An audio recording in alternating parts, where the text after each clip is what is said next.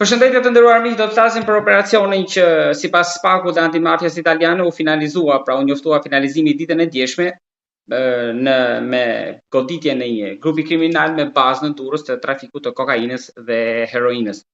Miliona euro të sekuestruara dhe pasuri, lidhje të cilat duke se shkojnë deri larg, por për të folur për sistemin e këtij, si funksiononte ky grup kriminal, do të kemi të ftuar zotin Vledar Beko, ish prokuror avokat. Zoti Beko, përshëndetje dhe faleminderit. Përshëndetje, faleminderit ju. Zoti Beko, emri i operacionit ishte Umra. Kjo nuk ishte vetëm një urë ndoshta mes krimit dhe politikës, por sipas edhe akuzave në media të paktën, por edhe nga politika, mund të ishte një urë që të çonte ndoshta edhe deri te Spaku, sepse është folur edhe për dekonspirim. Ka pasur akuza të shumta për shkak se edhe policia ka deklaruar Ilir Prota, drejtori i policisë, si e mori vesh vetëm 24 orë përpara. Pra kemi një mosbecim, kemi dyshime të forta për një grup kriminal që sipas një pjesë të analizëve në media mund të ishte finalizuar që në shkurt. Juve ju ngjall dyshim e gjithë kjo? Tashti emri ura në përgjithësi këto emrat e operacioneve janë emra që vendosen kryesisht kur janë operacione të huaja, i vendosin të huajt, kurse këtu në Shqipëri, me sa kam informacion, është një seksion, nuk po them një drejtori e veçantë në drejtorinë e policisë, e cila vendos emrat e operacioneve. Kjo është shumë interesante. Pra ka një seksion veçantë.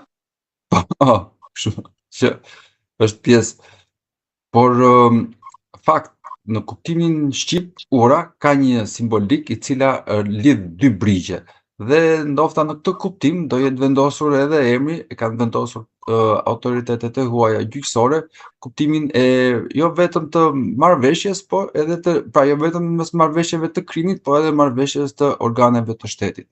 Po ne të mos i kushtojmë shumë rëndësi simbolikës së emrit, të kthehemi tek ajo që thatë ju.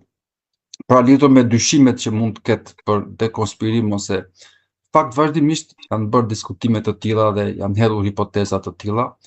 Duke qenë se është aluduar për një lidhje në Shqipëri mes krimit dhe politikës për interesat të votave të pushtetit dhe anasjelltas të vazhdojnë aktivitetin, shpeshherë organet e drejtësisë, kryesisht prokuroria e posaçme, por edhe prokuroritë e jurisdiksionit të përgjithshëm, nga eksperjenca janë treguar të kujdesshëm kur kanë bërë arrestime, ose në çështje sensitive, kur janë nisur janë treguar të kujdesshëm të mos i përfshin disa struktura. Jo se me këtë duam të kriminalizojmë institucionet të shtetit ose të supozojmë për ndërhyrje ose për kriminalizim, sepse duhet të kuptojmë që në policinë e shtetit, meqense morëm si refer, punojnë njerëz të përkushtuar, ka oficerë të drejtë, pa korruptuar, të cilët, por sikudo mund të ketë edhe siç ka pasur edhe në institucione të tjera, mund të ketë elemente të cilët kanë depërtuar dhe kanë lidhje dhe si thot populli, një dru i shtrembër mund të prishi gjithë stivën. Por që të vazhdojmë në vijim të asaj që thatë ju, në përgjithësi këto marrëdhëniet jurisdiksionale me institucionet e huaja, vetë këto institucione, për shembull prokuroritë e posaçme ose antimafja, ose kryesisht marrëdhëniet që ne kemi patur me zyrën e Eurojustit, mundohen të jenë të kujdesshëm dhe të vendosin kontakt vetëm me një prej institucioneve dhe të qëndrojnë deri në fund atij kontakti duke mos dashur të përfshijë edhe institucione ose agjenci të tjera për një dyshim, pra për një rrjedhje informacioni, jo për implikim total të institucionit. Sepse edhe andej ne kemi parë pafund raste dhe dim nga historisë që ka dekonspirime, ka rrjedhje informacioni. Pa që të mos zgjatem shumë dhe në rastin konkret, këto kështu janë zhvilluar në formimin tim, me aq sa arrita të kuptoj nga informacioni që është dhënë në media dhe pata mundësi ta dëgjoj, pata kohën, ne arrim të kuptojmë që kemi një transferim çështjeje penale, kryesisht nga një autoritet i huaj në një autoritet tjetër për kompetencë toksore dhe lindore.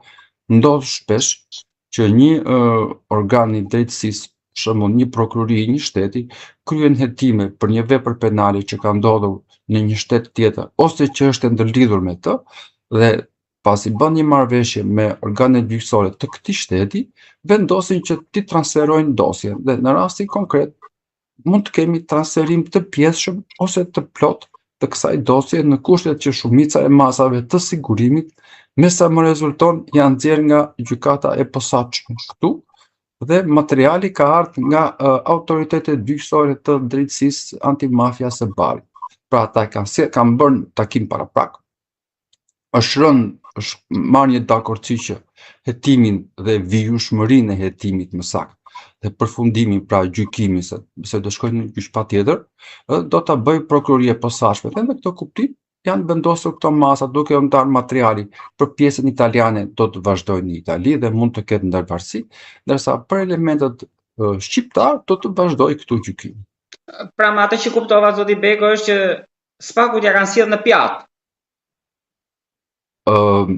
Të paktën kështu siç vjen si informacion, sepse të shtin ne po flasim, nuk po them po aludojmë, mbi bazë të atij informacioni që është sjell. Por ne kemi patur edhe më parë procedime, të cilat janë regjistruar në prokurorinë e posaçme dhe mund të jetë bërë një bashkim i tyre. Por me sa arrim të kuptojmë, është pak a shumë kjo që thatë ju. Por nuk duhet ta kuptojmë të shprehje popullore si diçka të lehtë, sepse ti mund ta sjelli në pjatë, por edhe nuk mund ta hash dot, kupton? Pra, mendoj që ata i kanë sjell materialet dhe janë të sigurt që prokuroria do të bëjë detyrën e saj si institucion. Por edhe kjo qëndron. Po. Urdhro? Ndjesë ndërpreva, por edhe kjo që thoni ju qëndron, sepse mund ta sjellë në pjatë dhe mundet të mos arrish ta konsumosh. Edhe kështu duket se ndodhet edhe me spakun, sepse personazhi kryesor, sipas asaj që ka dalë nga dosja dhe sipas mediave, ka shpëtuar. Po mirë, shiko, nuk është ky mendoj problemi që pse mund të shpëtojë një person, sepse dëgjoj vazhdimisht që ngrihet kjo si problematikë. Është disata për spam. Berisha e ka listuar të paktën.